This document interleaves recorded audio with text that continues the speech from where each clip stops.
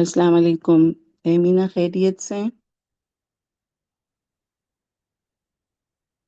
ایمینہ کل تو تلاوت کا بالکل ہی وہ سمجھ نہیں آ رہی تھی، تو آج پھر مجھے ایک تو کو ہوسٹ اچھا بنا دیا، جزاک اللہ، اور دوسرا تلاوت ذرا لگا دیں پھر کہ ربع پھر پڑھ لیں گے،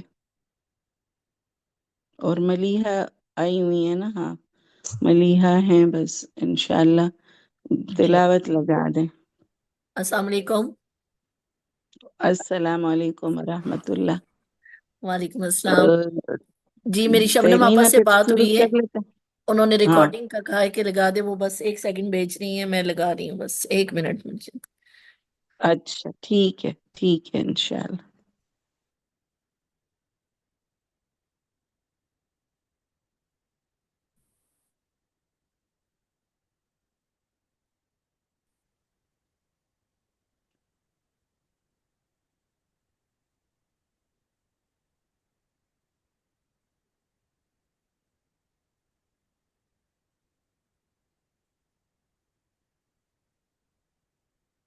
أعوذ بالله من الشيطان الرجيم. بسم الله الرحمن الرحيم. سبحان الذي أسرى بعبده ليلا من المسجد الحرام إلى المسجد الأقصى الذي باركنا حوله لنريه من آياتنا إنه هو السميع البصير. وآتينا موسى الكتاب وجعلناه هدى لبني إسرائيل ألا تتخذوا من دونه وكيلا ذرية من حملنا مع نوح إنه كان عبدا شكورا. وقضينا إلى بني إسرائيل في الكتاب لتفسدن في الأرض مرتين ولتعلن علوا كبيرا. فإذا جاء وعد أولاهما بعثنا عليكم عبادا لنا أولي بأس شديد فجاسوا خلال الديار وكان وعدا مفعولا. ثم رددنا لكم الكرة عليهم وأمددناكم بأموال وبنين وجعلناكم أكثر نفيرا. إن أحسنتم أحسنتم لأنفسكم وإن أسأتم فلها. فإذا جاء وعد الآخرة ليسوءوا وجوهكم وليدخلوا المسجد كما دخلوه أول مرة وليتبروا ما علوا تتبيرا. عسى ربكم أن يرحمكم وإن عدتم عدنا وجعلنا جهنم للكافرين حصيرا. إن هذا القرآن يهدي للتي هي أقوم ويبشر المؤمنين الذين يعملون الصالحات أن لهم أجرا كبيرا. وأن جی الذين السلام لا يؤمنون بالآخرة أعتدنا لهم عذابا أليما. ويدعو الإنسان بالشر دعاءه بالخير وكان الإنسان عجولا. وجعلنا الليل والنهار آيتين فمحونا آية الليل وجعلنا آية النهار مبصرة لتبتغوا فضلا من ربكم ولتعلموا عدد السنين والحساب وكل شيء فصلناه تفصيلا. وكل إنسان ألزمناه طائره في عنقه ونخرج له يوم القيامة كتابا يلقاه منشورا. اقرأ كفى بنفسك عليك حسيبا. من اهتدى فإنما يهتدي لنفسه ومن ضل فإنما يضل عليها ولا تزر وازرة وزر أخرى. وما كنا معذبين حتى نبعث رسولا. وإذا أردنا أن نهلك قرية أمرنا متر فيها ففسقوا فيها فحق عليها القول فدمرناها تدميرا. وكم أهلكنا من القرون من بعد نوح وكفى بربك بذنوب عباده خبيرا بصيرا. من كان يريد العاجلة عجلنا له فيها ما نشاء لمن نريد ثم جعلنا له جهنم يصلاها مذموما مدحورا. ومن أراد الآخرة وسعى لها سعيها وهو مؤمن فأولئك كان سعيهم مشكورا. كلا نمد هؤلاء وهؤلاء من عطاء ربك وما كان عطاء ربك محظورا انظر كيف فضلنا بعضهم على بعض وللآخرة أكبر درجات وأكبر تفضيلا تجعل مع الله إلها آخر فتقعد مذموما مخذولا وقضى ربك ألا تعبدوا إلا إياه وبالوالدين إحسانا إما يبلغن عندك الكبر أحدهما أو كلاهما فلا تقل لهما أف ولا تنهرهما وقل لهما قولا كريما واخفض لهما جناح الذل من الرحمة وقل رب ارحمهما كما ربياني صغيرا ربكم أعلم بما في نفوسكم إن تكونوا صالحين فإنه كان للأوابين غفورا وآت ذا القربى حقه والمسكين وابن السبيل ولا تبذر تبذيرا إن المبذرين كانوا إخوان الشياطين وكان الشيطان لربه كفورا وإما تعرضن عنهم ابتغاء رحمة من ربك ترجوها فقل لهم قولا ميسورا ولا تجعل يدك مغلولة إلى عنقك ولا تبسطها كل البسط فتقعد ملوما محسورا إن ربك يبسط الرزق لمن يشاء ويقدر إنه كان بعباده خبيرا بصيرا ولا تقتلوا أولادكم خشية إملاق نحن نرزقهم وإياكم إن قتلهم كان خطأ كبيرا ولا تقربوا الزنا إنه كان فاحشة وساء سبيلا ولا تقتلوا النفس التي حرم الله إلا بالحق ومن قتل مظلوما فقد جعلنا لوليه سلطانا فلا يسرف في القتل إنه كان منصورا ولا تقربوا مال اليتيم إلا بالتي هي أحسن حتى يبلغ أشده وأوفوا بالعهد إن العهد كان مسؤولا وأوفوا الكيل إذا كلتم وزنوا بالقسطاس المستقيم ذلك خير وأحسن تأويلا ولا تقف ما ليس لك به علم إن السمع والبصر والفؤاد كل أولئك كان عنه مسؤولا ولا تمش في الأرض مرحا إنك لن تخرق الأرض ولن تبلغ الجبال طولا كل ذلك كان سيئه عند ربك مكروها ذلك مما أوحى إليك ربك من الحكمة ولا تجعل مع الله إلها آخر فتلقى في جهنم ملوما مدحورا أفأصفاكم ربكم بالبنين واتخذ من الملائكة إناثا إنكم لتقولون قولا عظيما ولقد صرفنا في هذا القرآن ليذكروا وما يزيدهم إلا نفورا قل لو كان معه آلهة كما يقولون إذا لابتغوا إلى ذي العرش سبيلا سبحانه وتعالى عما يقولون علوا كبيرا تسبح له السماوات السبع والأرض وما فيهن وإن من شيء إلا يسبح بحمده ولكن لا تفقهون تسبيحهم إنه كان حليما غفورا وإذا قرأت القرآن جعلنا بينك وبين الذين لا يؤمنون بالآخرة حجابا مستورا وجعلنا على قلوبهم أكنة أن يفقهوه وفي آذانهم وقرا وإذا ذكرت ربك في القرآن وحده ولوا على أدبارهم نفورا نحن أعلم بما يستمعون به إذ يستمعون إليك وإذ هم نجوى إذ يقول الظالمون إن تتبعون إلا رجلا مسحورا انظر كيف ضربوا لك الأمثال فضلوا فلا يستطيعون سبيلا وقالوا أئذا كنا عظاما ورفاتا أئنا لمبعوثون خلقا جديدا قل كونوا حجارة أو حديدا أو خلقا مما يكبر في صدوركم فسيقولون من يعيدنا قل الذي فطركم أول مرة فسينغضون إليك رؤوسهم ويقولون متاه قل عسى أن يكون قريبا يوم يدعوكم فتستجيبون بحمده وتظنون إن لبثتم إلا قليلا وقل لعبادي يقولوا التي هي أحسن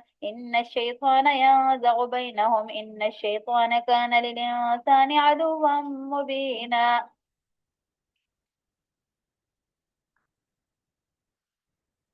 جی آپا ربا کمپلیٹ ہو گئی ہے.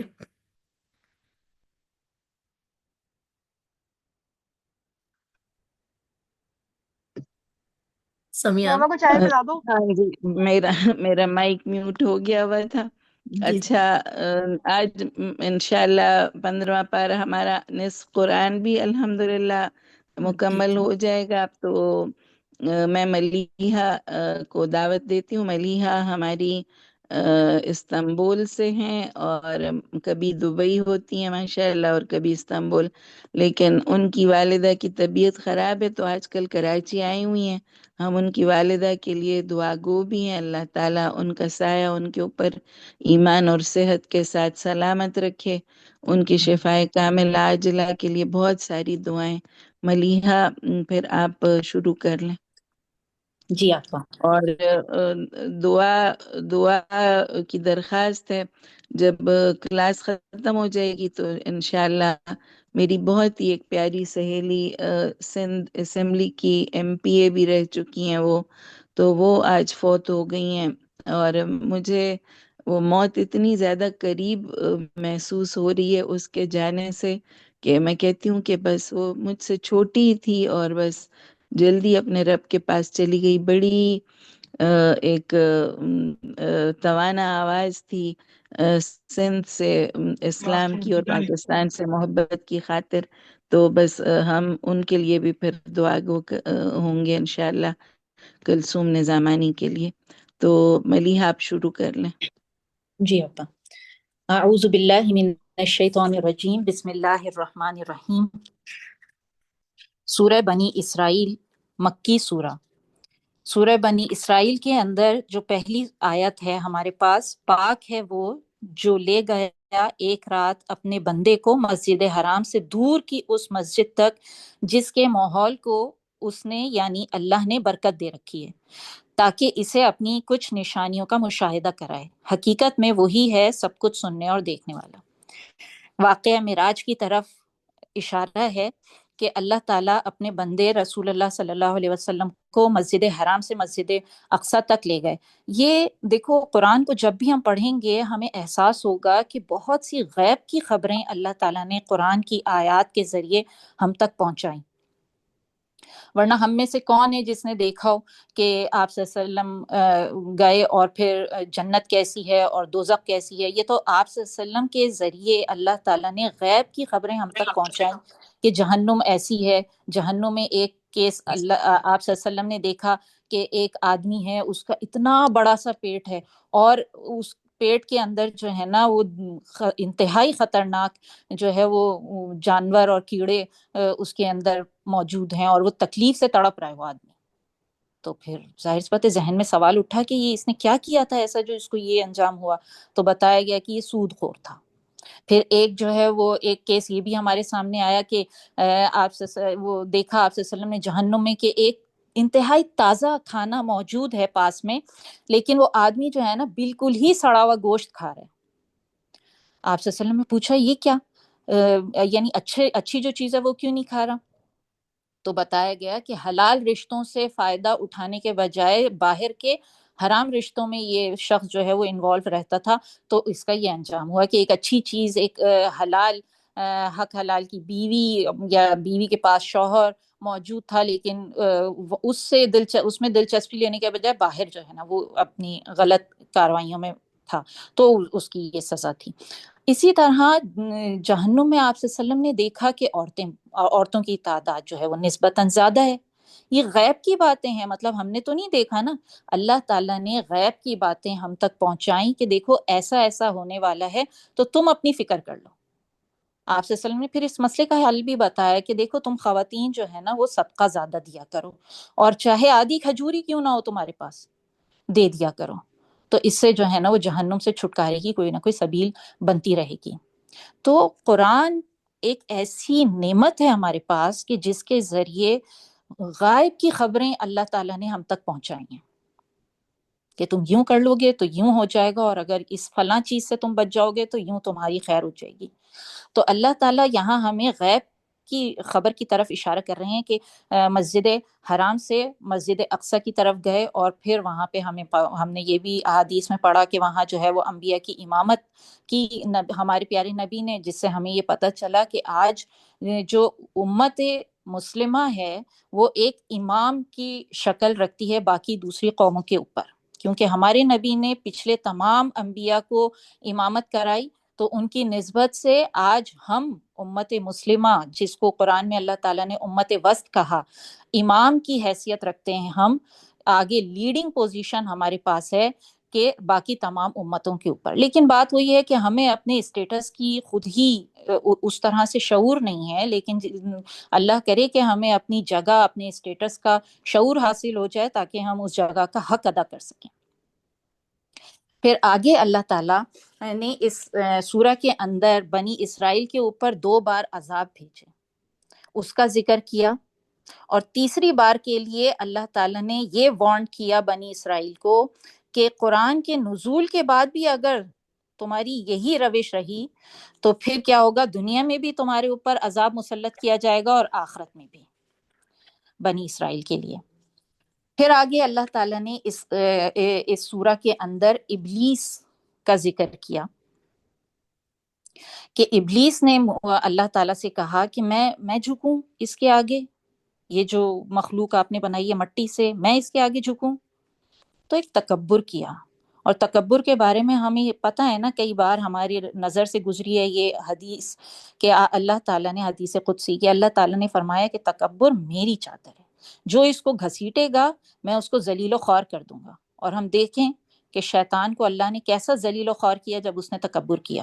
اس نے اللہ کے حکم کو ماننے کے بجائے اس نے اپنی بڑائی کہ اس میں پھنس گیا کہ میں اتنی بڑی چیز ہوں، میں مٹی کے آگے جھک جاؤں۔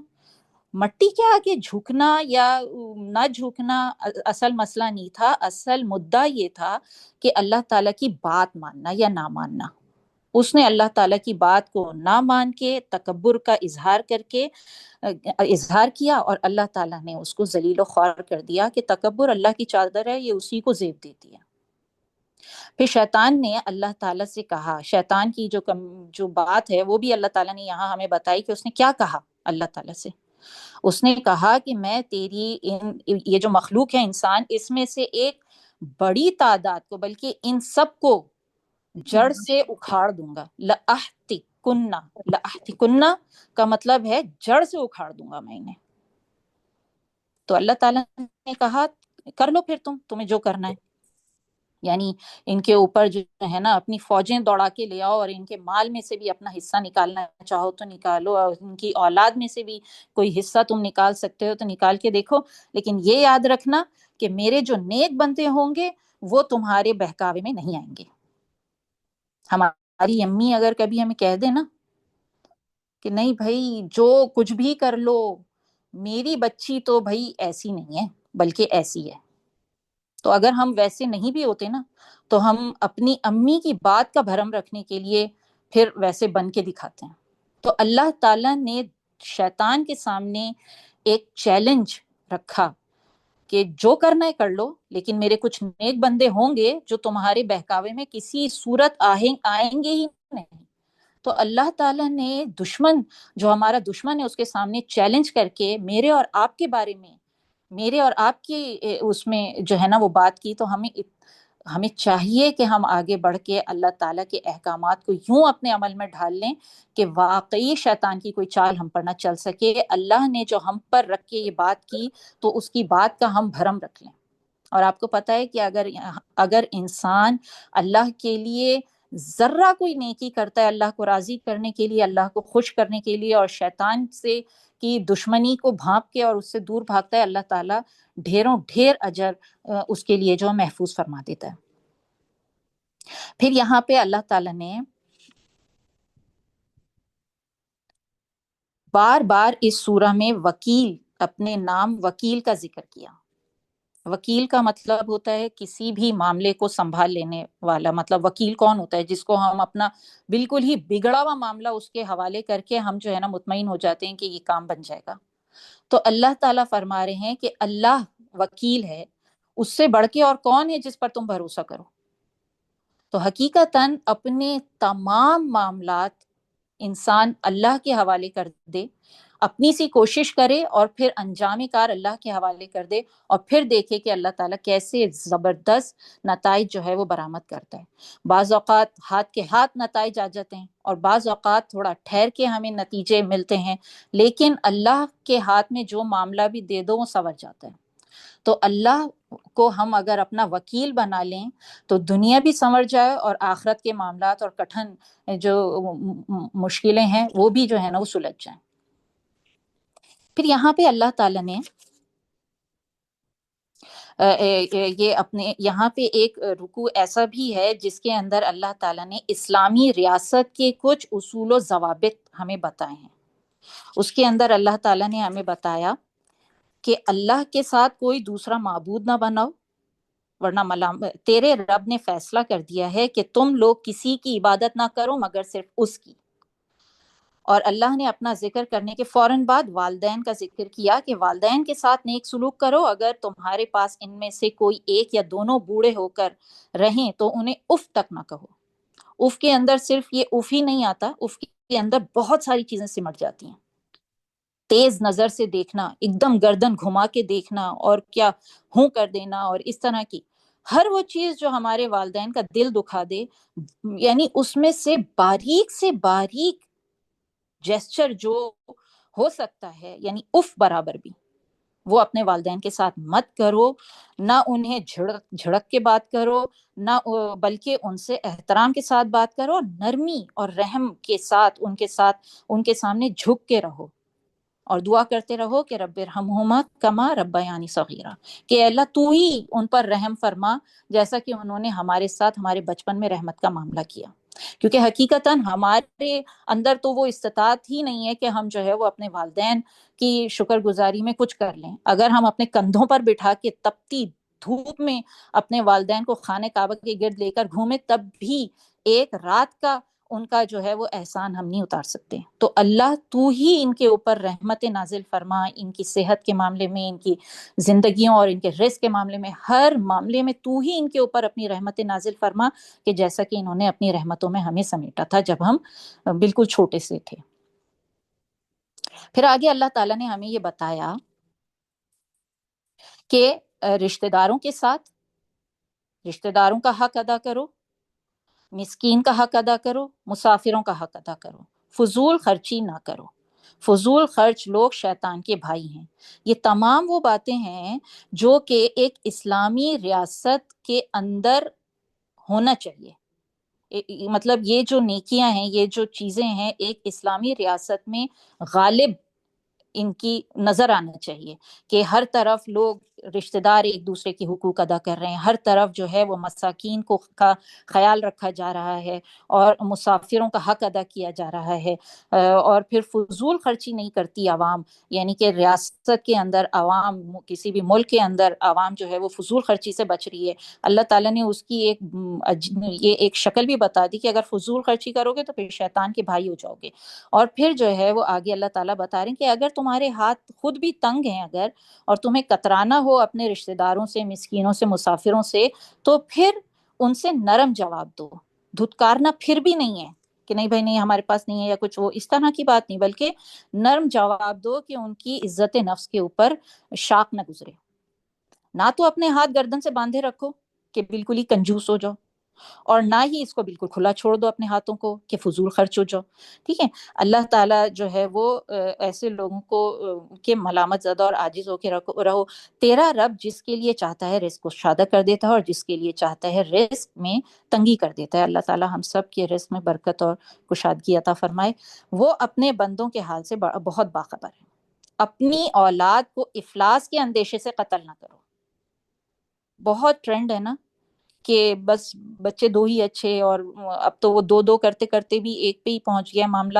لیکن یہ ہے کہ وہ گھبراہٹ جو ایک طاری ہو جاتی ہے نا کہ اللہ اتنے بچے ہو جائیں گے تو ان کی تربیت کیسے ہوگی، ان کے روٹی کپڑے کا انتظام کیسے ہوگا، تو اللہ تعالیٰ کہہ رہے ہیں تمہارے لیے، بلکہ یہاں پہ بھی کہہ رہے ہیں کہ بھائی رزق تو اللہ دیتا ہے نا، تمہیں بھی اور انہیں بھی دے گا۔ بلکہ جب ہم قرآن کھولتے ہیں تو سورہ فاتحہ کے اندر جو پہلی آیت آتی ہے ہمارے پاس، الحمدللہ رب العالمین، رب پالنے والا، رب کے اور بھی بہت گہرائی ہے اس لفظ کے اندر، رب کے معنی میں، لیکن اس کا ایک معنی پالنے والا بھی ہے۔ تو قرآن کھولتے ہی سب سے پہلے اللہ تعالیٰ نے ہمیں بتا دیا کہ بھائی سارے جہانوں کا پالنے والا جو ہے وہ اللہ ہے، پھر گھبراہٹ کس بات کی؟ تو اب اللہ تعالیٰ یہاں کہہ رہے ہیں کہ قتل نہ کرو، مفلسی کے ڈر سے تو بالکل ہی قتل نہ کرو، ہم انہیں بھی رزق دیں گے اور تمہیں بھی۔ در حقیقت ان کا قتل ایک بڑی خطا ہوگی۔ زنا کے قریب نہ پھٹکو، یہ نہیں کہا اللہ تعالیٰ نے کہ زنا نہ کرو، بلکہ اللہ تعالیٰ نے کہا ہے کہ زنا کے قریب بھی نہ پھٹکو۔ نہ پھٹکو کا مطلب یہ ہے کہ زنا تک لے جانے والے جتنے عوامل ہیں ان سب سے تم ذرا دور رہو۔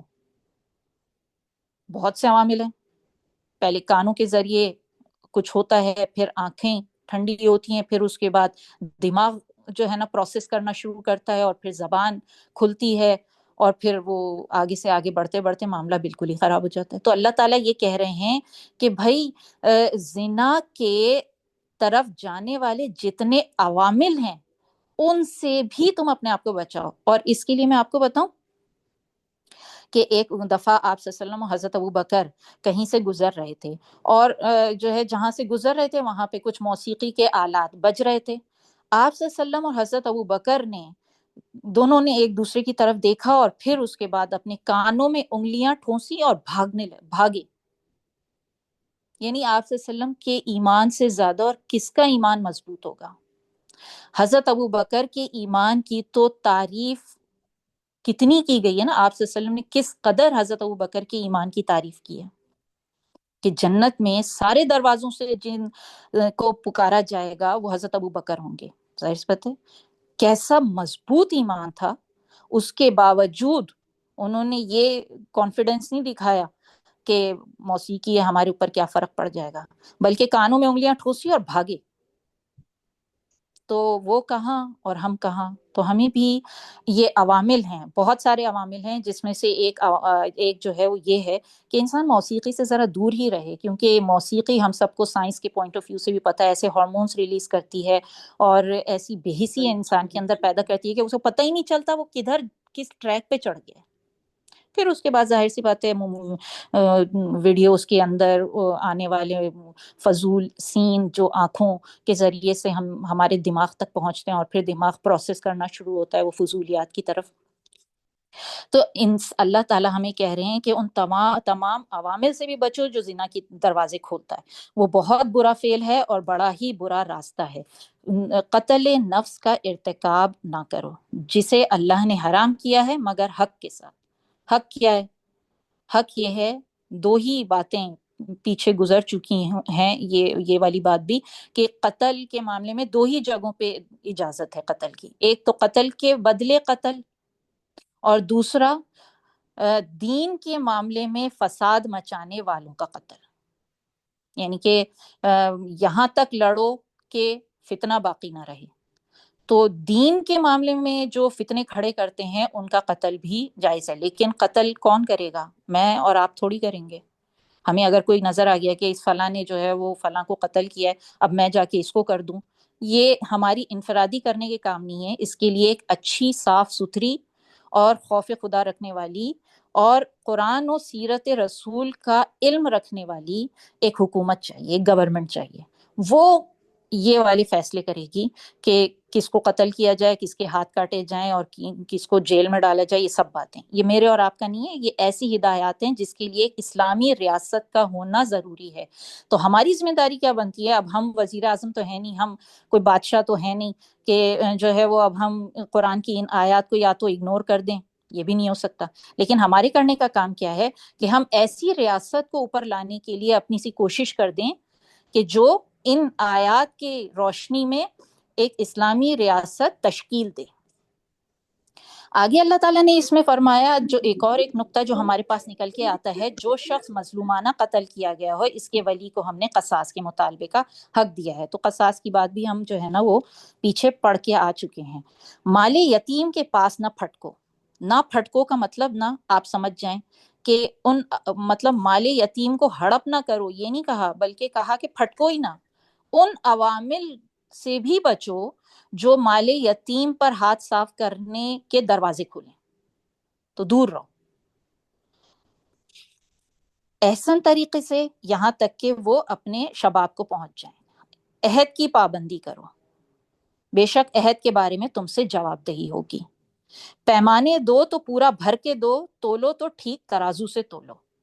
ظاہر سی بات ہے ہم زندگی میں پیسہ کماتے ہیں زندگی گزارنے کے لیے، تو کوئی تو اپنی پروڈکٹ سیل کر کے پیسہ کا بزنس کر رہا ہے، اور کوئی اپنی صلاحیتیں بیچ رہا ہے اور پھر اس سے پیسہ کما رہا ہے. تو دونوں ہی صورتوں میں ترازو بھر کے دینا ہے. جو ٹیچر ہے اسے ایز اے ٹیچر حق ادا کرنا ہے.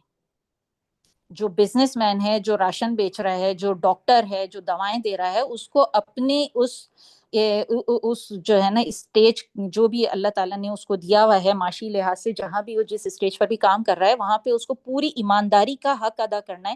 ایک حدیث میں آپ صلی اللہ علیہ وسلم نے ہمیں بتایا کہ ایماندار تاجر قیامت کے دن شہداء اور انبیاء کی صف میں ہوگا.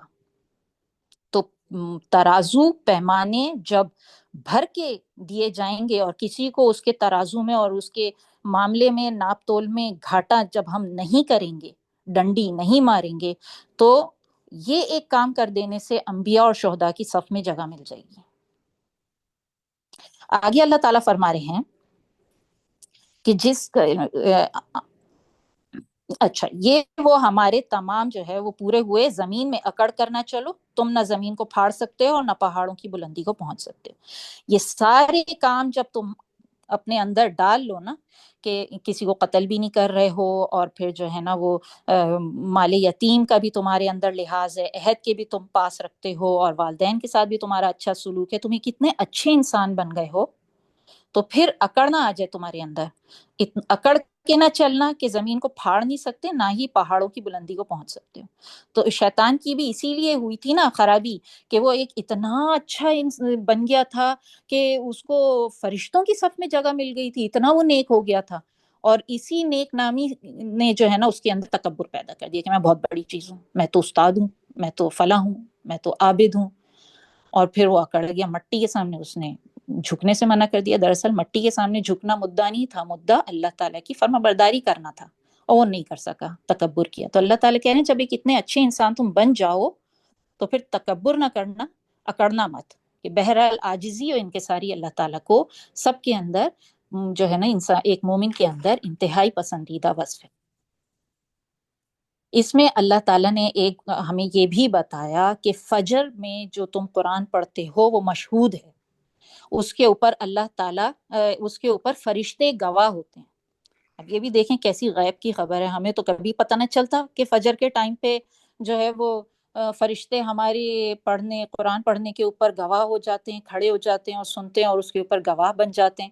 یہ تو غیب کی بات ہے، فرشتے ہمیں نظر تو نہیں آتے. ہو سکتا ہے کہ کبھی زندگی میں ہم اس اپرچونیٹی کو اویل ہی نہ کر پاتے ہیں، کیونکہ فجر ویسی اتنی صبح صبح ہوتی ہے، پھر اس کو ادا کرنے کے بعد کوئی آفس کے لیے نکل رہا ہے، کوئی اسکول یونیورسٹی کے لیے نکل رہا ہے، کسی کو آگے سے جو ہے نا اس کی پلاننگ یہ ہے کہ بس ادا کروں اور جلدی سے میں بستر میں دوبارہ گھس جاؤں، نیند پوری کروں. لیکن اللہ تعالیٰ نے یہ غیب کی بات ہمیں بتائی کہ فجر کا قرآن پڑھنا اس کے اوپر فرشتے گواہ ہوتے ہیں. یعنی ایک بڑی خصوصی عبادت ہے، یہ ایک بڑی اچھی نیکی ہے کہ فجر کے بعد نماز ادا کرنے کے بعد جو ہے نا وہ تم قرآن کا کچھ مطالعہ کر لیا کرو. آگے اللہ تعالیٰ ہمیں یہ بتا رہے ہیں کہ اہل علم کا رویہ، کہ اہل علم کا رویہ کیا ہوتا ہے قرآن کے بارے میں. علم بہت امپورٹنٹ یہاں پہ ایک جو ہے نا وہ انڈر لائن ایک ورڈ ہے، علم، اہل علم. یوں کہہ لو دوسرے لفظوں میں کہ قرآن فیملی، کہ اہل علم قرآن فیملی کا رویہ یہاں پہ بتایا گیا ہے کہ جب بھی ان کے سامنے قرآن کا ذکر کیا جاتا ہے تو ان کو رونا آ جاتا ہے، رو پڑتے ہیں، اور ان کے اندر خشوع بڑھ جاتا ہے. خشوع کیا چیز ہوتی ہے؟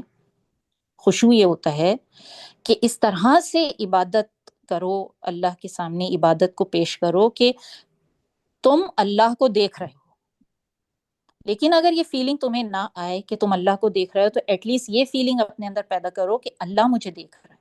یہ ہے خشوع. تو اہل علم، جو علم سیکھنے والے لوگ ہیں، وہ جب قرآن کو سنتے ہیں تو دل جو ہے نا نرمی سے، اور وہ قرآن کے احکامات کو سن کے ان کی آنکھوں میں آنسو آ جاتے ہیں اور ان کا ایمان اور خشوع بڑھ جاتا ہے.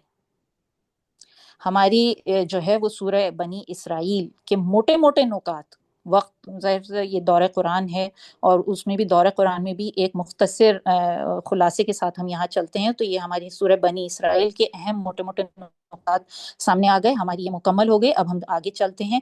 اس کا مرکزی مضمون بنی اسرائیل کا کیا ہمارے پاس نکل کے آیا کہ توکل علی اللہ، ثابت قدمی، ہجرت اور فرعون کے نقش قدم پر چلنا چلو. اچھا، یہ ایک نقطہ نا مجھ سے رہ گیا ہے کہ قریش والے جو ہے نا فرعون کو بہت برا بھلا کہتے تھے، لیکن اللہ تعالیٰ نے انہیں بتایا کہ فرعون کو تم برا بھلا کہتے ہو اور اسی کے نقش قدم پر تم چل رہے ہو. یعنی کہ مکہ میں تم نے مسلمانوں کی زندگی ایسی مشکل میں ڈالی ہوئی ہے جیسے فرعون نے بنی اسرائیل کی ڈالی ہوئی تھی مشکل میں. نہ تو شہر ملک سے نکلنے دیتے تھے اور ملک کے اندر رہتے ہوئے ان کی زندگی انہوں نے جو ہے نا وہ فرعونیوں نے وہ کی ہوئی تھی دو بھر. تو تمہارا بھی تم فرعونیوں کو تو تم برا کہہ رہے ہو، لیکن وہی کام تم بھی کر رہے ہو. تو اللہ تعالیٰ فرما رہے ہیں کہ کم از کم اتنا تو مت اپنے آپ کو گراؤ کہ جس کو فرعون کو تم برا کہتے ہو، شیطان کو تم برا کہتے ہو، تو اسی کے نقش قدم پر تم چلنے لگو. کم از کم اتنا تو مت انسان اپنے آپ کو نیچے گرائے. دیکھو ہمیشہ یاد رکھو کہ تاریخ اپنے آپ کو دہراتی ہے. اس وقت فرعون برا تھا، آج فرعون کے نام سے کوئی نہیں ہے لیکن فرعون کے نقش قدم پر ہوگا کوئی. اس وقت جو ہے وہ اہل قریش جو ہے وہ تھے، آج قریش کے نام سے کوئی نہیں ہے لیکن ہو سکتا ہے اہل قریش کا کردار کوئی ادا کر رہا ہو. تو ہمارے علم میں اتنا ہونا چاہیے کہ کون کہاں، اور میں خود ہم کہاں پہ ہیں، ہم کس کے نقش قدم پر چل رہے ہیں.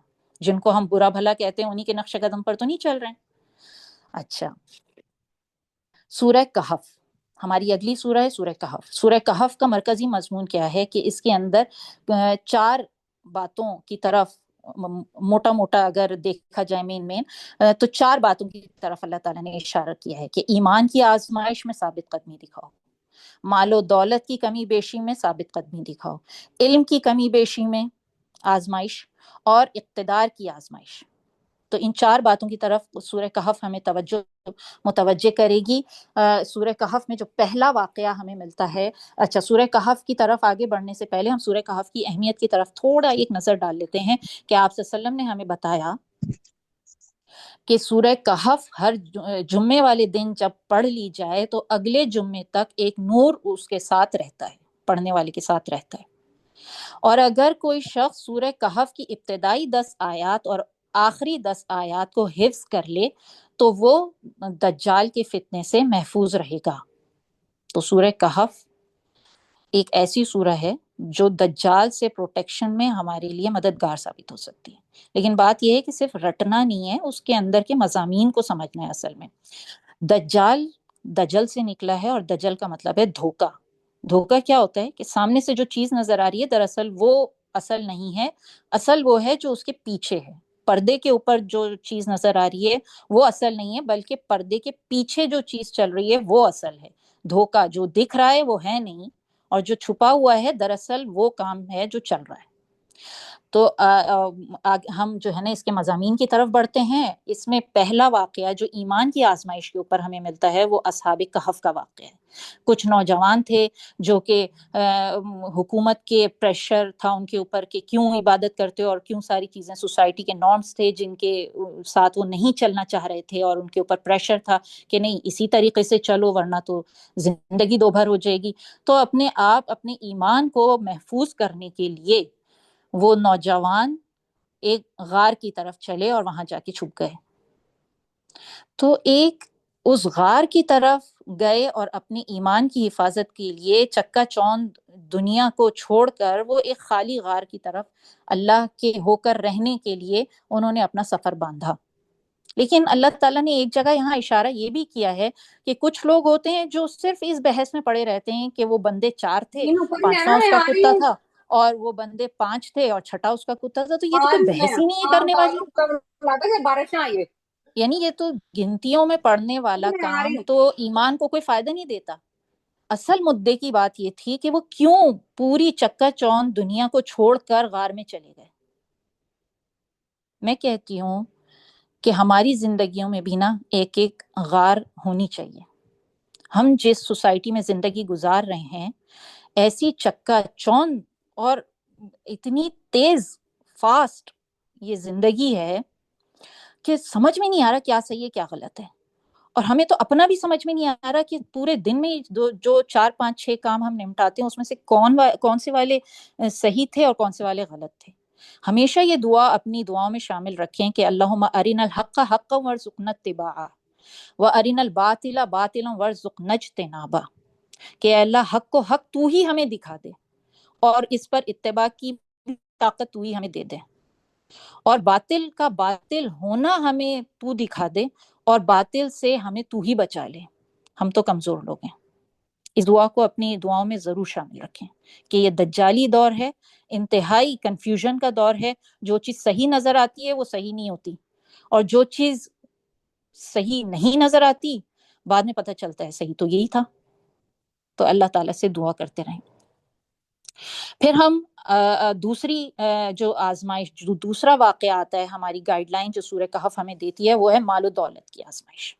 2 پڑوسی تھے، دونوں جو ہے نا وہ صبح صبح نکلے اور انہوں نے کہا آج جو ہم باغ میں جائیں گے اور پھل توڑیں گے تو بھائی کوئی مسکین یتیم کوئی غریب جو ہے نا آ کے ہمیں تنگ نہ کرے، ہم کسی کا حصہ نہیں دیں نکالیں گے اس بار۔ تو جب وہ باغ تک پہنچے اس پر ایک ایسی ہوا چل گئی کہ وہ اپنا باغ ہی نہ پہچان سکے۔ انہوں نے کہا ہو سکتا ہے کہ ہم راستہ بدل گئے ہوں، کھو گیا، ہم مطلب غلط راستے پہ آ گئے ہیں، شاید یہ تو تھا ہی نہیں۔ لیکن وہی تھا، اللہ نے ان کے اس کی جو انہوں نے پلان کیا نا کہ اللہ کی راہ میں تو ہم نہیں دیں گے اس بار۔ جو ہوتا کیا ہے کہ اللہ تعالیٰ نے امت مسلمہ کے اوپر دیکھو جتنی بھی دولت ہے اس کے اوپر صرف 2.5% لگا ہے، لیکن جس وقت ادا کرنا ہوتا ہے نا وہ 2.5% بھی ایک دم سے ہمیں بہت لگ رہا ہوتا ہے۔ اب جس کے پاس ابھی رمضان میں ہم سب جو ہے وہ زکوٰۃ نکال رہے ہیں، وہ زکوٰۃ نکالنے میں لیرا کے اندر دیکھیں ٹرکش کرنسی کے اندر تو بہت ہی مناسب سا بھی بندہ اپنی زکوٰۃ نکالنے پہ آتا ہے تو آرام سے 30,000 40,000 لیرا وہ اس وقت اس کو بہت لگ رہا ہوتا ہے۔ درہم میں دیکھیں تو 2-2.5 ہزار تو انتہائی متوسط بندے کی نکل رہی ہوتی ہے زکوٰۃ، وہ اس وقت زیادہ لگ رہا ہوتا ہے۔ تو اللہ تعالیٰ یہ ایسا ہی ان دونوں کے ساتھ بھی ہو گیا، ان دونوں بندوں کے ساتھ، کہ انہوں نے کہا اس بار جو ہم جا کے پھل اتاریں گے تو پھر کوئی غریب کوئی مسکین نہ آئے ہمارے پاس۔ اس وقت وہ تھوڑی سی اماؤنٹ جو ادا کر دیتے وہ نکال دیتے اللہ کی راہ میں، وہ اس وقت ان کو بہت بڑا لگ رہا تھا۔ تو اللہ تعالیٰ نے ان کے پورے باغ کو بے برکت کر دیا، بالکل ہی ایسی ہوا چلا دی، ختم ہی ہو گیا۔ تو ہماری دولتیں بھی جو ہے نا، ہماری بھی وہ چیزیں جو اللہ نے ہمیں دے رکھی ہیں، اگر ہم یہ ارادہ باندھ لیں خدا نخواستہ کہ بھائی یہ تو پورے کا پورا میرا ہے، یا پھر ہم اس طرح کی چالیں چلنے لگیں کہ یہ پورے کا پورے پہ میرا ہی قبضہ رہے، کچھ نکلنے نہ پائے، اس طرح کے مسائل جو ہے نا رمضان آتی ہمارے پاس آنا شروع ہو جاتا کہ اصل میں ہے تو زکوٰۃ بنتی تو ہے، لیکن میں نے 2 سیٹ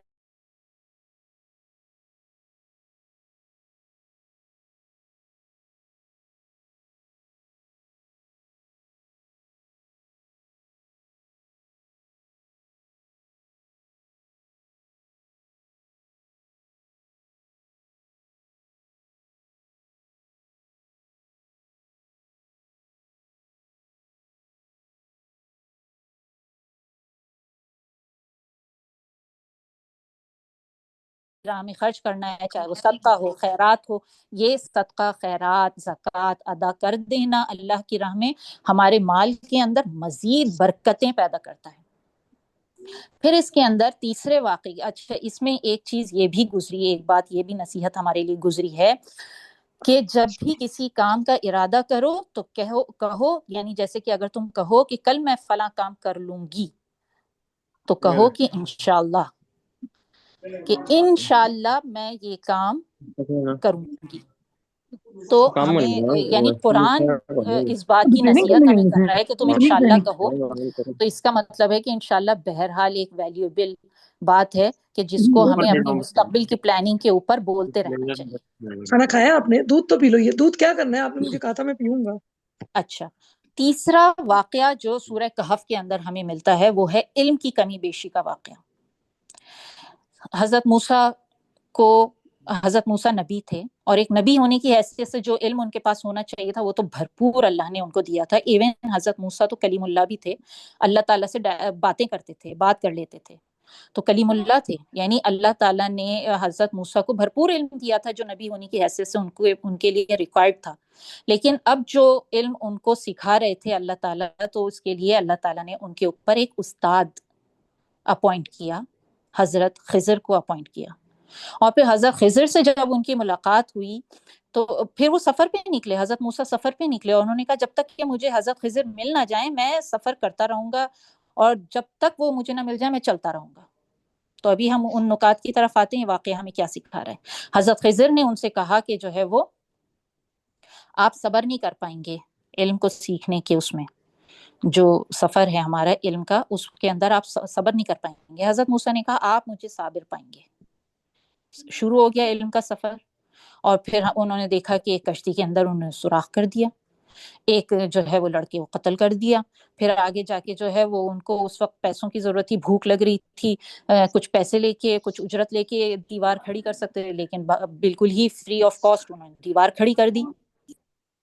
تو پھر حضرت موسیٰ نے کہا یہ کیا کر رہے ہیں آپ؟ تو حضرت خضر نے کہا بس اب یہاں میرا اور تمہارا جو ہے نا بس، اور انہوں نے ان تمام باتوں کی حقیقت بتائی. ہمیں اس واقعے سے کیا سبق مل رہا ہے؟ علم حاصل کرنے کے لیے 3 چیزیں بہت اہم ہیں. پہلی چیز صبر. جہاں تک صبر ساتھ دے گا وہاں تک علم کے دروازے کھلے رہیں گے. جہاں ہم نے بے صبری کا مظاہرہ کیا وہیں سے فل اسٹاپ. دوسری چیز استاد، کہ جو علم ہم سیکھنے نکلے ہیں اس پر ایک ماہر استاد ہمارے پاس ہونا چاہیے، تبھی ہم صحیح گائیڈ لائن کے ساتھ آگے بڑھیں گے، علم حاصل کریں گے. اور تیسری چیز ٹریولنگ، سفر.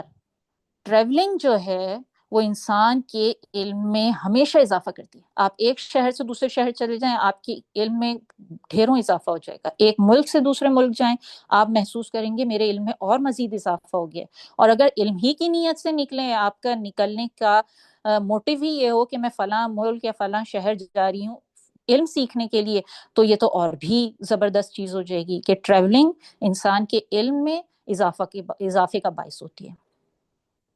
تو یہ 3 چیزیں جب ملتی ہیں تو علم میں اضافہ ہوتا ہے. اور ہمیشہ یاد رکھیں کہ علم اور معلومات ان 2 چیزوں میں زمین آسمان کا فرق ہے. علم وہ ہوتا ہے جو عمل کے دروازے کھولتا ہے، اور معلومات وہ ہوتی ہیں جو صرف معلومات ہوتی ہیں، بس ایک معلومات میں اضافہ ہو جاتا ہے، بس ختم. معلومات میں کچھ تو اچھی بھی ہوتی ہیں جس سے ہماری اچھی معلومات میں اضافہ ہو جاتا ہے، اور کچھ معلومات ایسی بیکار ہوتی ہیں جس کی ہمیں ضرورت ہی نہیں ہوتی. ایک ڈاکٹر کو جو ہے وہ کرسی بنانے یا ٹیبل بنانے یا گھڑی بنانے کی اس سے کیا مطلب، اس کی معلومات میں کیا اس کی اضافہ ہو رہا ہے. ایک قرآن فیملی کا فرد ہے، اس کے لیے اور مطلب اس سے غیر متعلق چیزوں کی معلومات جمع کرنے میں کیا مطلب کیا فائدہ ہو رہا ہے. تو علم حاصل کرنا اور معلومات جمع کرنے میں زمین آسمان کا فرق ہے. آج ہماری جو پوری انسان جو لگے ہوئے ہیں نا وہ معلومات اسکرول کرتے جاؤ، جتنا اسکرول کرتے جا رہے ہیں اتنی معلومات بڑھتی جا رہی ہیں. اس میں سے 2 معلومات ہماری کام کی ہو سکتی ہیں لیکن باقی سب وقت کا ضیاع. اور ہم یہ خوش فہمی میں کہ ہمارے علم میں اضافہ ہو رہا ہے. علم میں اضافہ نہیں ہو رہا، معلومات میں اضافہ ہو رہا ہے. لیکن علم تو وہ ہوتا ہے جو ایک استاد کے زیر سایہ رہ کے حاصل کیا جاتا ہے، جس کے حاصل کرنے کے لیے صبر کا مظاہرہ کیا جاتا ہے اور جس کے لیے اگر کبھی کہیں کچھ ٹریولنگ کرنا پڑ جائے تو وہ بھی انسان اس کو ایکسیپٹ کرے کہ سفر کرے اور علم حاصل کرے۔ پھر یہ خضر اور موسیٰ کی جو حضرت خضر اور حضرت موسیٰ کا جو واقعہ ہے، ایک بہت امپورٹنٹ چیز کی طرف ہماری جو ہے نا وہ توجہ مرکوز کرتا ہے۔ وہ کیا ہے کہ ہر وہ چیز جو سامنے سے کچھ دکھ رہی ہے ضروری نہیں ہے کہ وہ ویسی ہی ہو۔ اس کے اندر سوراخ کیا، وجہ معلوم پڑی تو وجہ تو پھر بہت ہی اچھی نکلی۔ بظاہر جو ہے وہ لڑکے کو قتل ہو گیا، لیکن اس کی جب وجہ حضرت خضر نے بتائی وہ ایک اچھی وجہ تھی کہ یہ نافرمان بچہ بننے والا تھا۔ نافرمان بچہ بڑا ہوتا، جوان ہوتا، صرف ماں باپ کے لیے مشکل کھڑی نہیں کرتا بلکہ پوری سوسائٹی کے لیے مشکل کھڑی کر دیتا۔ پھر جو ہے وہ دیوار کھڑی کر دی، وہ 2 یتیم بچوں کی تھی، بغیر کسی اجرت کے کھڑی کر دی۔ بظاہر ایسا لگ رہا تھا کہ تھوڑی سی اجرت لے لیتے تو ابھی ہم کچھ کھانا وانا کھا لیتے اس سے، کیونکہ بھوک لگ رہی تھی اس ٹائم، لیکن انہوں نے دیکھا کہ اجرت ملے نہ ملے لیکن وہ کر دیا انہوں نے کام۔ تو بہت سی چیزیں ایسی ہیں ہماری زندگی میں جو پردے کے اوپر سے کچھ نظر آتی ہیں لیکن پردے کے پیچھے کچھ اور اس کی حکمتیں چل رہی ہوتی ہیں۔ پھر آگے اگلا جو ہمارے پاس سورہ کہف جو ایک واقعے کی طرف، وہ ذوالقرنین کا واقعہ ہے۔ بہت زبردست، طاقتور اور قابل اور بالکل فہم، یعنی کہ ان کا فہم بہت زیادہ، ان کی طاقت، ان کی جنگی جو اسٹریٹجیز تھیں وہ زبردست، یعنی کہ اللہ تعالیٰ ان کی فتوحات کا ایسے شاندار انداز میں قرآن میں ذکر فرما رہے ہیں کہ وہ ذوالقرنین نکلتا تھا تو وہاں تک فتح کرتا ہوا پہنچتا ہے جہاں سے سورج طلوع ہوتا ہے، وہاں تک پھر دوسری مہم لے کے چلتا ہے جہاں پہ سورج غروب ہو رہا ہے۔ یعنی قرآن میں اللہ تعالیٰ نے اتنے زبردست طریقے سے بتایا کہ ایک بڑا زبردست بادشاہ تھا، لیکن ایک وقت ایسا آیا کہ ایک ایسی قوم کے اوپر سے ان کا گزر ہوا جس قوم کی بات ان کو سمجھ میں نہیں آتی تھی۔ اب آپ دیکھیے اتنا اریٹیٹنگ ہوتا ہے خود، مطلب آپ لوگ اگر دوسرے ممالک میں آپ گئے ہوں، وہاں کی زبان آپ کو سمجھ میں نہ آ رہی ہو، تو ان کی بات سمجھنا اور اپنی بات سمجھانا کتنا دقت والی چیز ہوتی ہے نا، لیکن انتہائی قابل تعریف اور زبردست بادشاہ نے وقت لگایا ان کے مسئلے کو سمجھنے کے لیے۔ ان کی بات سمجھ میں نہیں آ رہی تھی لیکن پھر بھی انہوں نے وقت لگا کے اس مسئلے کو سمجھا، اور پھر بغیر کسی ٹیکس، بغیر کسی اجرت کے ان کے اس مسئلے کو حل کر کے دیا۔ ایک زبردست بہترین بادشاہ کی یہ بھی ایک علامت ہے کہ وہ اپنے عوام کے مسائل کو سمجھتی ہے اور پھر بغیر کسی اجرت کے اس کو مسئلے حل کر کے دیتی ہے۔ یہ تھوڑی ہوتا ہے کہ سورج سے شعائیں لے کے بیچاری غریب عوام سولر لگوا رہی ہے تو اس کے اوپر بھی ابھی پلاننگ شروع ہو گئی ہے کہ بھئی سورج کی شعاؤں کے اوپر ٹیکس کیسے لگایا جائے۔ تو یہ تھوڑی ہوتا ہے کہ فری کے مال پہ بھی جو ہے نا اپنا کچھ نہ کچھ نکالنے کی پلاننگ شروع کر دے، بلکہ اپنے ہاتھ کی محنت پر بھی جو ہے نا ایک اچھا بادشاہ، ایک نیک بادشاہ جو ہے وہ اجرت نہیں اٹھاتا۔ تو اللہ تعالیٰ ہمیں ایسی قیادت نصیب کرے، ایسا ایمان، مال و دولت کو خرچ کرنے کی ایسی حکمت اور علم کی ایسی دولت عطا فرمائے کہ سورہ کہف کا حق ادا ہو جائے ہم سے، اور اللہ تعالیٰ ہمیں جو ہے وہ سورہ کہف کے ان موضوعات کو سمجھنے کی توفیق عطا فرمائے۔ یہ جو اللہ تعالیٰ آپ صلی اللہ علیہ وسلم نے ہمیں بتایا کہ ہر جمعے کو پڑھو، یہ تھوڑی ہے کہ رٹا لگا لو۔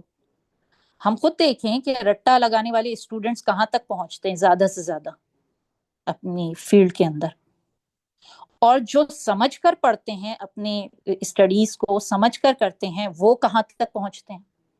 زمین آسمان کا فرق ہوتا ہے دونوں کے اندر۔ ایک انجینئر جس نے رٹا لگا کے انجینئرنگ کی ڈگری اٹھائی، وہ بیچارہ کیا کرتا ہے؟ آئے دن ہم خبروں میں دیکھ رہے ہوتے ہیں میکینیکل انجینئر تھا، سول انجینئر تھا، اور جو ہے نا شربت کا ٹھیلا لگا لیا، انجینئر کی ڈگری رکھی ہے لیکن فلاں کا ٹھیلا لگا لیا۔ کیوں لگایا بھائی؟ اس لیے کہ اس بیچارے کو پتہ ہی نہیں کتابوں کے اندر کیا لکھا تھا، اس نے رٹا لگا کے انجینئرنگ کی ڈگری اٹھا لی۔ ہمارے ذہنوں میں آ رہا ہوگا کہ سسٹم بھی خراب ہے، تو سسٹم کو تو صحیح کرنے کے لیے میں اور آپ جتنی سی کوشش کر سکتے ہیں وہ ہمیں کرنا چاہیے، لیکن بات یہ بھی ہوتی ہے کہ سمجھ کے پڑھنا اور بغیر سمجھے رٹے لگا کے آگے بڑھ جانا۔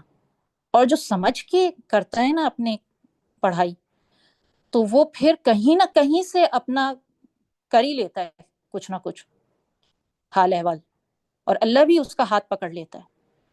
تو سورہ کہف کو ہر جمعے صرف ایسا الحمدللہ الذی انزل فی القرآن جلدی جلدی جلدی پڑھ کے بس ہم نے کہا صدق اللہ العظیم الحمدللہ آج ہم نے پڑھ لی، اگلے جمعے تک ایک نور ہمارے ساتھ رہے گا اور دجال کے فتنوں سے بھی ہم بچ جائیں گے۔ تو اللہ کرے کہ ہمارے اس طرح سے پڑھنے پر بھی ہمیں اس کی برکتیں نصیب ہو جائیں۔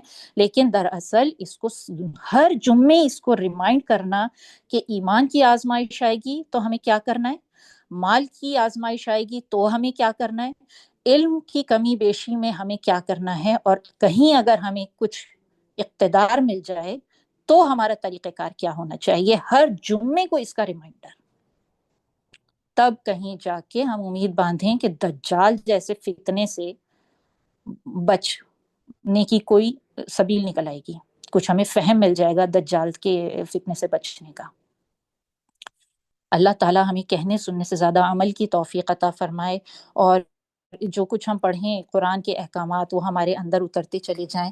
وقت بھی مکمل ہو گیا اور ہمارا سبق بھی مکمل ہو گیا، لیکن یہ ہے کہ میں تو کہوں گی کہ سمیع آپا اگر کچھ نکات اس میں رہ گئے ہوں مجھ سے تو آپ ضرور جو ہے وہ ہمیں گائیڈ کر دیں۔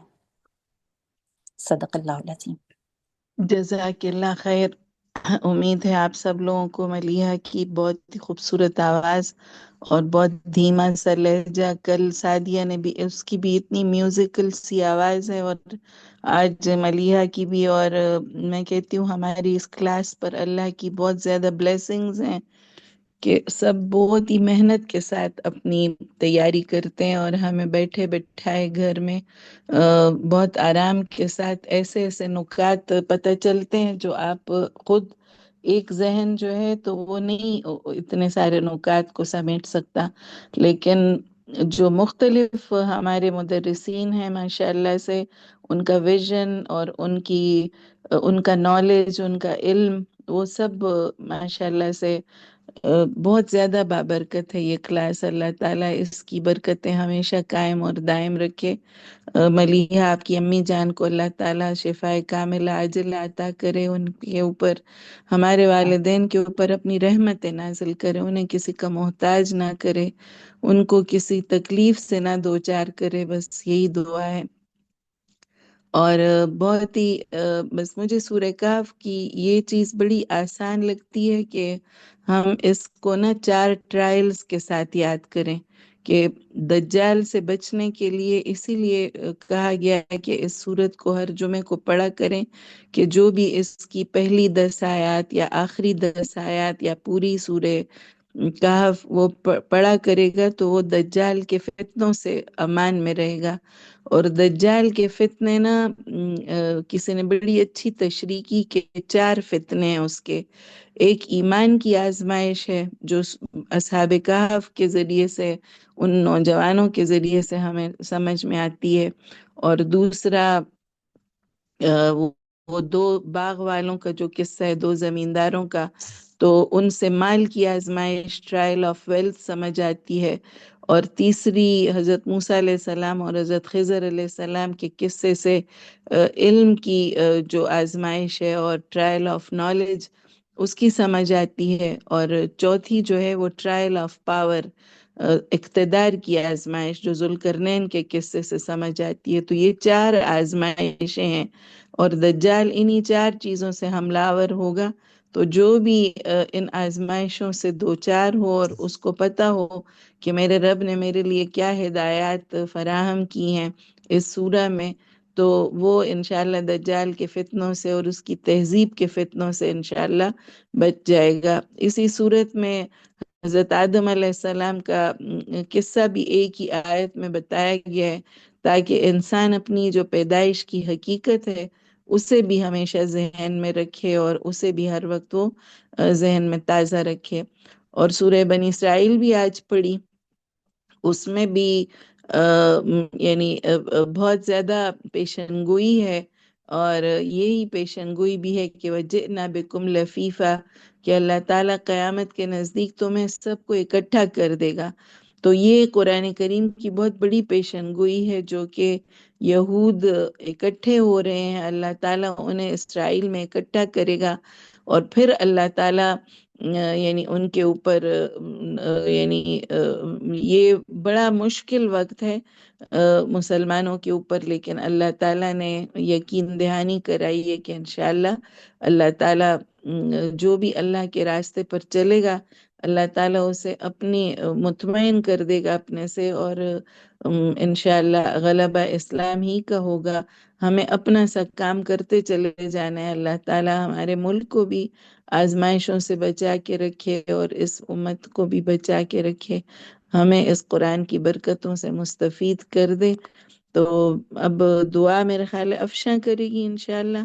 افشاں جی آپ آپا. دعا شروع کر لیں۔ ہاں جی، جی میری اس السلام علیکم. سہیلی کلثوم نظامانی کے لیے ضرور دعا کیجیے گا۔ جی ضرور انشاءاللہ. اعوذ باللہ من الشیطان الرجیم، بسم اللہ الرحمن الرحیم. میں دعا کا آغاز سورہ دہا کی ان الفاظ سے کرتی ہوں.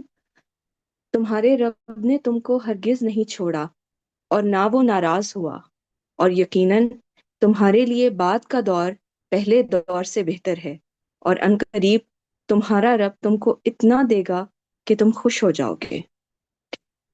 تو ہم اس یقین کامل کے ساتھ آج اپنے رب کے حضور رات کے اس پہر میں جھولیاں پھیلاتے ہیں کہ وہ ہماری دعائیں، التجائیں اور عرضیاں ضرور قبول کرے گا انشاءاللہ۔ بسم اللہ الرحمن الرحیم، اللہم صلی علی محمد وعلی آل محمد کما صلیت علی ابراہیم وعلی آل ابراہیم انک حمید مجید، اللہم بارک علی محمد وعلی آل محمد کما بارکت علی ابراہیم وعلی آل ابراہیم انک حمید مجید۔ اللہم انی ادعوک اللہ وادعوک الرحمن وادعوک بر الرحیم وادعوک باسمائک الحسنی کلہا ما علمت منہا وما لم اعلم ان تغفر لنا وترحمنا۔ اے اللہ، میں تجھ سے اللہ کے نام سے بھی پکارتی ہوں، اور میں تجھے رحمان کے نام سے بھی پکارتی ہوں، اور میں تجھے بر اور رحیم کے نام سے بھی پکارتی ہوں، اور میں تجھے تیرے تمام خوبصورت ناموں سے پکارتی ہوں، جو کچھ میں اس کے بارے میں جانتی ہوں اور جو کچھ میں نہیں جانتی ہوں، کہ تو ہمیں بخش دے اور ہم پر رحم فرما۔ اللہم انک عفو تحب العفو فاعف عنی، اللہم انک عفو تحب العفو فاعف عنی، اللہم انک عفو تحب العفو فاعف عنی۔ ربنا ظلمنا انفسنا وان لم تغفر لنا وترحمنا لنکونن من الخاسرین۔ ربنا آتنا فی الدنیا حسنۃ وفی الآخرۃ حسنۃ وقنا عذاب النار۔ رب اغفر وارحم وانت خیر الراحمین۔ اللہم انی اسألک الجنۃ واعوذ بک من النار۔ اللہم اجرنی من النار۔ رب ارحمہما کما ربیانی صغیرا، رب ارحمہما کما ربیانی صغیرا، رب ارحمہما کما ربیانی صغیرا۔ رب انی لما انزلت الی من خیر فقیر، رب انی لما انزلت الی من خیر فقیر، رب انی لما انزلت الی من خیر فقیر۔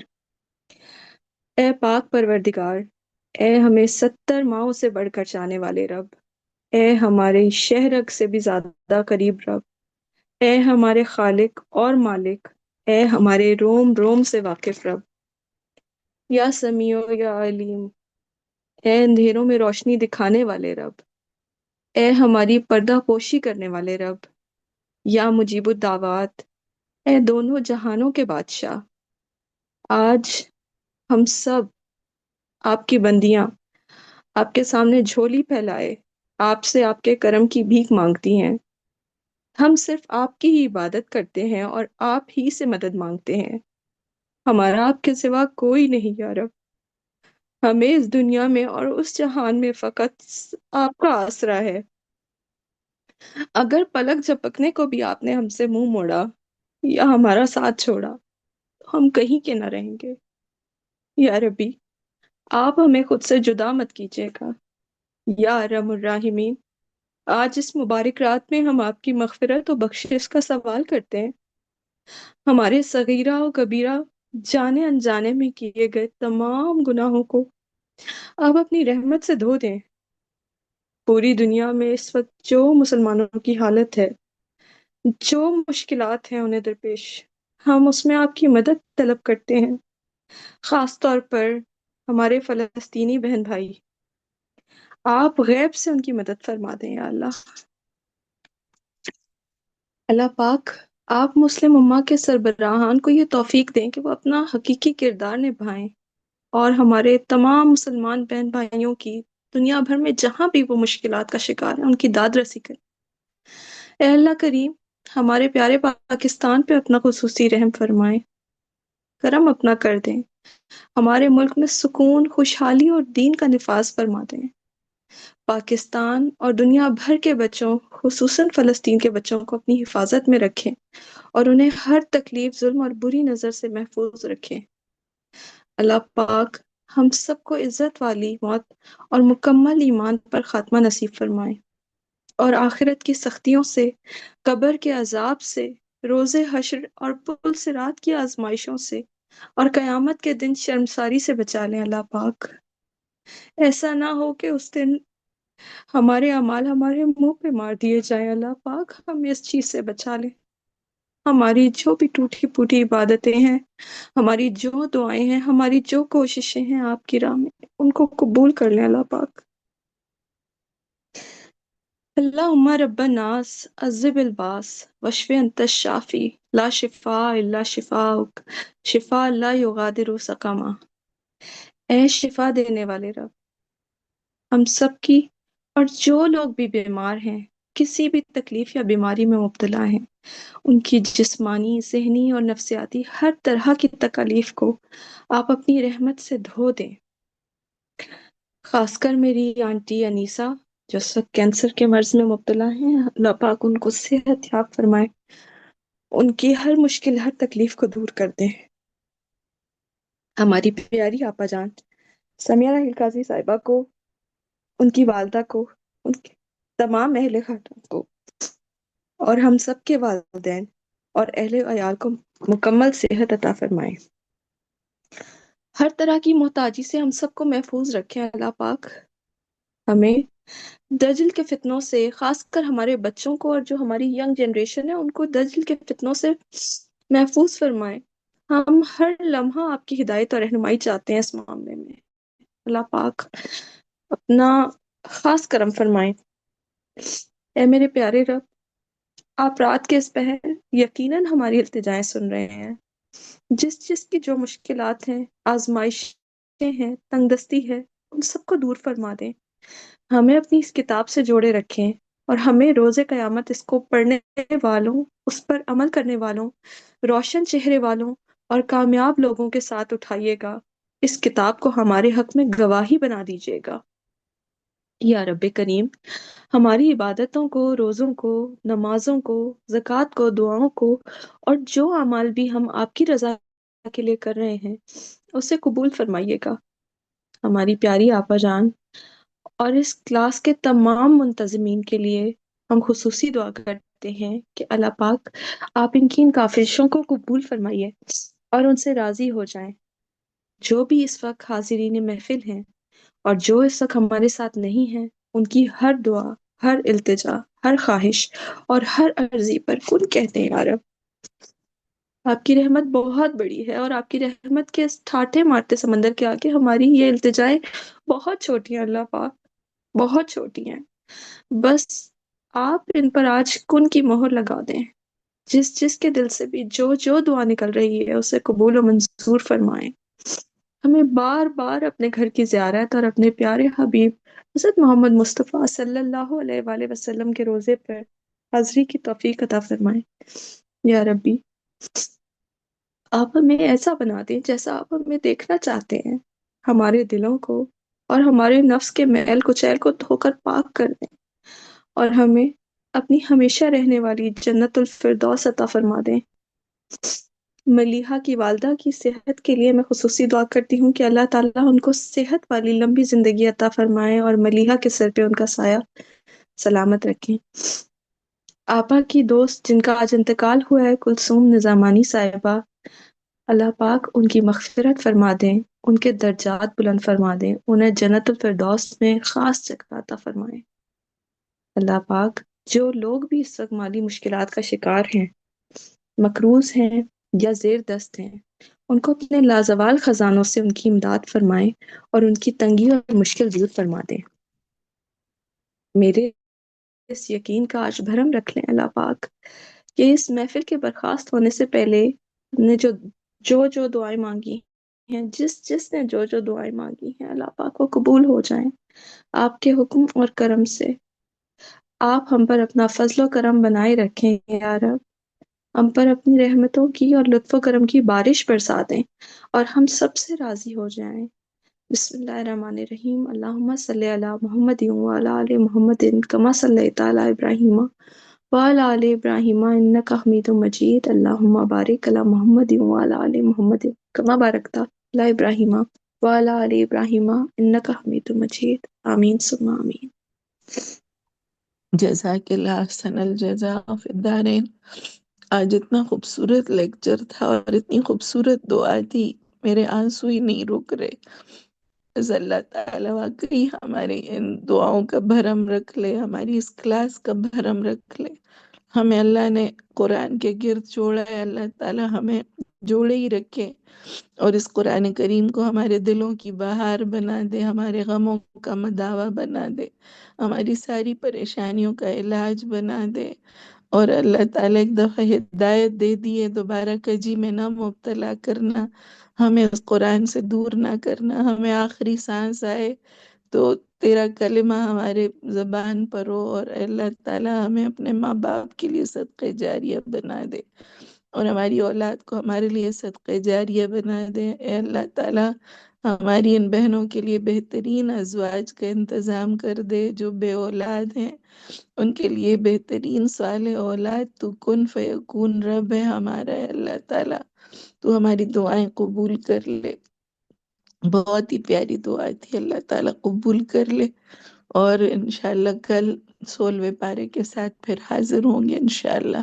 السلام علیکم ورحمۃ اللہ وبرکاتہ۔ وعلیکم